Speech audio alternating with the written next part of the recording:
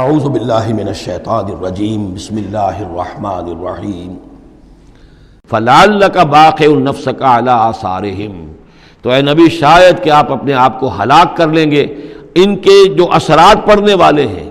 عیسائیت کے اس غلط عقیدے کے جو نتائج برآمد ہوئے ہیں، جب یہ نتائج ظاہر ہوں گے تو وہ اتنے سنگین ہوں گے فلعلک باخع نفسک، کہ ان کے احساس سے اور ان کے ادراک سے شاید کہ آپ اپنے صدمے سے اپنے آپ کو ہلاک کر لیں۔ ان لم یؤمنوا بہذا الحدیث اسفا، اگر یہ لوگ اس حدیث پر، اس قرآن پر، یہ بات جو بتائی جا رہی اس پر ایمان نہ لائے، اس پر ایمان نہ لائے، اپنے اس غلط عقیدے پر قائم رہے، اس غلط مذہب کو انہوں نے برقرار رکھا، تو اس کا جو رد عمل ہوگا نوع انسانی پر، اور اس سے تاریخ انسانی اور انسانی ثقافت جس غلط رخ پر پڑے گی، جو دجالیت کا فتنہ اسے جنم لے گا، ان تمام چیزوں کے اثرات سے شاید آپ کو اتنا صدمہ ہو کہ فلعلک باخع نفسک علی آثارہم ان لم یؤمنوا بہذا الحدیث اسفا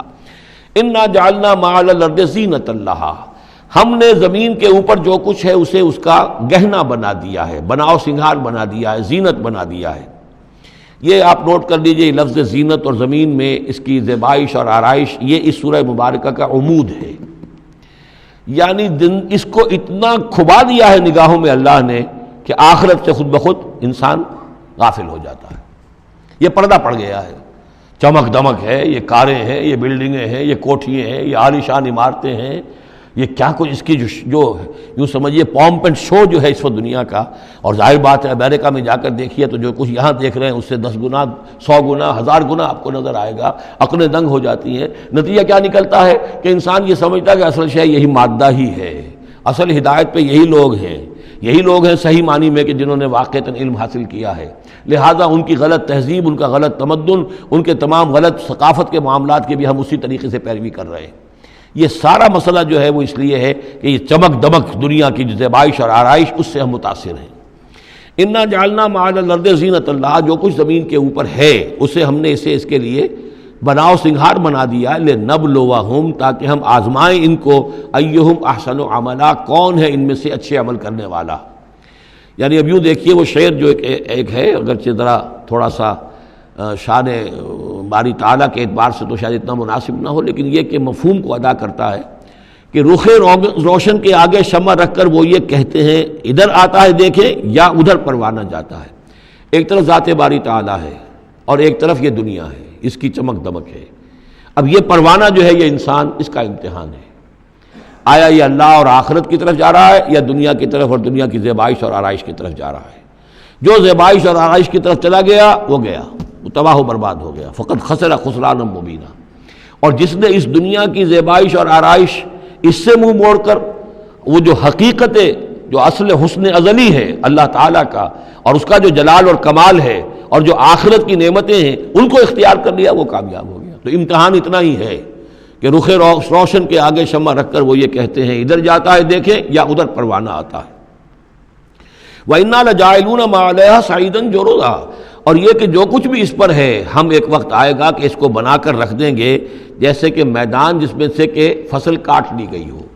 جب قیامت ہوگی کیا ہوگا یہاں پر، اسی زمین کو نہ یہاں پہ کوئی وہ پہاڑ رہ جائیں گے، کوٹ کوٹ کر چپٹی کر دی جائے گی، نہ یہ آپ کے پاس جو ہیں وہ اسکائی اسکریپرز رہ جائیں گے، نہ یہ اعلیٰ شان عمارتیں ہوں گی، کچھ نہیں ہوگا۔ یہ سب برابر ہوگا جیسے کہ کسی کھیت کے اندر فصل کاٹ دی جاتی ہے تو اب وہ پڑا ہوتا ہے ویران۔ وَإِنَّا لَجَاعِلُونَ مَا عَلَيْهَا صَعِيدًا جُرُزًا، ہم اسے کر کے چھوڑیں گے ایسا کھیت کہ جہاں پر چورا پڑا ہوا ہو، صرف بچا کھچا جو ہے وہ اس کا توڑی کا، اور کچھ نہ ہو۔ ام حسبت ان اصحاب الکہف والرقیم کانوا من آیاتنا عجبا، اب یہاں سے اصحاب کہف کی بات شروع ہو رہی ہے، کیونکہ پوچھوایا تھا یہودیوں نے اصحاب کہف کون تھے۔ کیا تم سمجھتے ہو کہ اصحاب الکہف والرقیم، رقیم جو ہے ان کی تختی تھی ایک جس کے اوپر ان کے حالات لکھ کر، جو ان کے ایک جو کہف تھی ان کی غار جو تھی اس کے اوپر لگا دی گئی تھی، تو انہیں اصحاب الکہف بھی کہتے ہیں، اصحاب الرقیم بھی کہتے ہیں، یہ دونوں انہیں ایک ہی گروہ کے نام ہیں۔ کیا وہ تمہارے خیال میں ہماری بڑی عجیب آیات میں سے تھا؟ یعنی واقعتاً بات تو ایک غیر معمولی تھی، لیکن حقیقت میں ہمارے ہاں تو ہماری تخلیق میں، ہماری صنائی میں اس سے ہزاروں گنا زیادہ عجیب باتیں ہوتی ہیں، ہمارے لیے تو وہ کچھ ہے ہی نہیں کسی بھی درجے میں، تم سمجھتے ہو کہ شاید وہ بہت بڑی بات ہے۔ یہ سابق کہف کا جو قصہ ہے، اب میں سمجھتا ہوں کہ پورے وثوق کے ساتھ ہم کہہ سکتے ہیں کہ یہ قصہ کیا تھا۔ دیکھیے جب حضرت مسیح علیہ السلام آئے ہیں تو یہ پورا علاقہ جو ہے فلسطین کا اور یہاں پہ جو آپ نے تبلیغ کی ہے تو یہ اس وقت رومن امپائر کا ایک حصہ تھا. اگرچہ مقامی طور پر ایک لوکل بادشاہ جو تھا یہودی وہاں پر حکومت کر رہا تھا، لیکن وہ پپٹ تھا، اصل میں تو حکومت جو تھی رومیوں کی، جو رومی تھے بت پرست. اور اس کے بعد چونکہ انہوں نے بغاوت کی، حضرت مسیح تو اٹھا لیے گئے سن 30 عیسوی کے آس پاس یا 33 عیسوی کے آس پاس، لیکن اس کے بعد جو ہے ان یہودیوں نے بغاوت کی رومیوں کے خلاف، جس کے نتیجے میں سن 70 عیسوی میں ٹائٹس رومی نے تو ان کی حکومت بھی ختم کی اور بیت المقدس کو برباد کیا، یروشلم کو تباہ کیا، 1,33,000 یہودیوں کو قتل کیا اور ان کو بھیج دیا، نکال دیا وہاں سے باہر.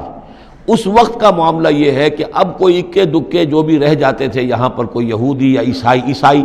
یہودیوں کو تو نکال دیا، عیسائی رہ گئے، لیکن عیسائیوں پر بھی بہت ظلم ہوتا تھا. یہ موحد تھے، حضرت عیسیٰ کے ماننے والے، وہ بت پرست تھے. تو اس زمانے میں کہیں بادشاہ کوئی تھا ڈیسیس یا دقیانوس جس کو کہتے ہیں، اس کے زمانے میں کچھ جو عیسائی تھے حضرت عیسیٰ پر ایمان رکھنے، آج کے عیسائیوں پر قیاس نہ کیجیے، جو نصارہ تھے حضرت عیسیٰ کو ماننے والے جو موحدین تھے، ان میں سے کچھ نوجوانوں کی پیشی ہوئی بادشاہ کے دربار میں. انہوں نے کہا کہ تم اپنے نئے دین سے اگر باز نہیں آؤ گے، اتنے دن کی مہلت تمہیں دی جا رہی ہے تو تمہیں سولی چڑھا دیا جائے گا، بس مہلت دی جا رہی ہے، جاؤ غور کر لو، سوچ لو. ان لوگوں نے آ کر سوچا کہ اب نہ تو ہمارے لیے یہ ممکن ہے کہ ہم مقابلہ کر سکیں، چلو کسی غار میں چھپ جاتے ہیں، دیکھیں اللہ تعالیٰ کیا کرتا ہے ہمارے لیے. وہ ایک غار میں جا کر چھپ گئے، اور غار میں جا کر چھپے ہیں تو اللہ نے انہیں وہاں پر سلا دیا، موت طاری نہیں کہ سلا دیا. اللہ کروٹ بھی بدلواتا رہا، ان کے لیے سارا کچھ بندوبست کیا، اللہ کی قدرت میں تھا. حضرت عزیر کو 100 برس کے لیے مار دیا تھا، موت کے بعد ان کو دوبارہ زندہ کر دیا. لیکن یہ کہ ان کا معاملہ یہ ہے کہ ان کو وہاں پر جو ہے تقریباً 300 برس یہ وہاں پر پڑے رہے اس غار کے اندر. غار کی شکل کچھ خاص ایسی تھی کہ ادھر آنا جانا لوگوں کا تھا ہی نہیں. اور یہ ہے جو موجودہ ترکی کے علاقے میں شہر ایفسس ہے ایک، اس کے آس پاس ہیں اس طرح کے غار، جیسے اجنٹا کے غار ہندوستان کے مشہور ہیں، ایسے ہی وہاں بھی غاروں کا سلسلہ ہے. اور ہیں بھی وہ ایسے کہ ان کے دہانے جو ہیں وہ ہیں شمال کی جانب، تو دھوپ ان میں براہ راست نہیں جاتی، صرف یہ کہ ریفلیکٹڈ لائٹ تو آتی ہے لیکن یہ کہ براہ راست دھوپ نہیں جاتی. تو ایک طرح کا اندھیرا سا اس کے اندر، ٹوائی لائٹ جسے آپ کہہ لیں، وہ رہتا ہے سارا دن. وہاں پر یہ 300 برس تک سوتے رہے. اس 300 برس کے عرصے میں یہ ہوا کہ رومن امپائر جو ہے اس نے خود عیسائیت اختیار کر لی. 300 عیسوی کے اندر کانسٹنٹائن جو تھا ایمپرر، وہ عیسائی ہو گیا. اب پوری امپائر جو عیسائی ہو گئی. اب اس کے زمانے میں اس کے بعد تھیوڈوسیس ہے ایک، 446 عیسوی میں یہ تھا، اس کے زمانے میں اللہ تعالیٰ نے ان لوگوں کو جگایا 300 برس کے بعد. اب یہ سمجھ رہے ہیں کہ وہی زمانہ ہے، وہی کفار کی حکومت ہے، وہی مشرکین ہے. اب انہوں نے ڈرتے ڈرتے اپنے کسی ایک آدمی سے کہا بھائی جاؤ یہ لے کے سکہ لے کر جاؤ، چاندی کا، اور کچھ نہ کچھ کھانے پینے کے لیے لے کر آؤ، دیکھنا لیکن اس طرح ہو کہ ہمارا پتہ نہ چل جائے کہ ہم یہاں چھپے ہوئے ہیں. وہاں جو گئے انہوں نے وہ سکہ پیش کیا اور کہا یہ سکہ تمہارے پاس کہاں سے آیا؟ یہ تو بہت پرانا سکہ ہے، تو 400 سال پرانا، 300 سال پرانا سکہ کہاں سے لے آئے تمہیں کوئی خزانہ ملا ہے؟ بہرحال اس حوالے سے اب وہ جو ہے وہ پکڑے گئے. ان کی حالت جو ہے وہ جو بات سامنے آ گئی. لیکن جب بات سامنے آ گئی تو اب ان کا تو بہت یعنی وہ عزت کی گئی، اس لیے کہ اب تو جو ان کا مذہب تھا در حقیقت پوری مملکت کا مذہب وہی ہو چکا تھا، تو صورتحال تو تبدیل ہو چکی ہے. پھر یہ کہ اس کے بعد تفصیل معلوم نہیں ہے کہ غالباً وہ جا کر اپنی اسی غار میں وہ سو گئے ہیں یا دوبارہ اللہ نے ان پر وہیں پر موت طاری کر دی ہے. اس کا دروازہ بند کر کے اور اس پر ایک تختی لگا دی گئی ہے. یہ اصحاب کہف ہے. گبن کی جو ہے decline and fall of Roman Empire, اس میں بھی یہ 7 سلیپرز، 7 سونے والے، ان کی کہانی موجود ہے. یہ چیز جو ہے گویا کہ رومن لٹریچر کے اندر موجود تھی، اس کا جو ذکر موجود تھا، اور قرآن مجید میں یہ امتحاناً سوال کیا گیا حضور سے، تو اس کا جواب دیا گیا کہ یہ 300 برس تک کچھ لوگوں کو سلا دینا یہ اللہ تعالیٰ کے نزدیک تو کوئی بڑی بات نہیں ہے، تمہارے نزدیک. ام حسبت ان اصحاب الکہف والرقیم کانوا من آیاتنا عجبا اذ ابى الفتية الى الكهف، جبکہ وہ نوجوان آئے اپنے اس غار میں، فقالوا، اور انہوں نے کہا ربنا آتنا من لدنک رحمتا، پروردگار اب خاص اپنے خزانہ فضل سے ہمارے لیے رحمت کا بندوبست فرما، وہیئ لنا من امرنا رشدا، اور ہمارے لیے ہمارے معاملے کے اندر جو ہے وہ کوئی عافیت کا بندوبست فرما. فضربنا علی آذانہم، تو ہم نے تھپکی دے دی ان کے کانوں پر، فی الکہف سنین عددا، اسی وہ غار کے اندر جو ہے وہ سوتے رہے کئی سال. ابھی یہاں اس بات کو نہیں چھیڑا کتنے سال، سنین عددا، متعدد سال وہ سوتے رہے. ثم بعثناہم، پھر ہم نے انہیں اٹھایا. لنعلم ای الحزبین احصیٰ لما لبثوا امدا، تاکہ ہم دیکھیں کہ دو گروہوں میں سے کس کو صحیح معلوم ہے کہ کتنے عرصے وہ وہاں رہے تھے۔ اس کا ذکر آگے آ جائے گا، دو گروہوں سے مراد کیا ہے۔ صدق اللہ العظیم۔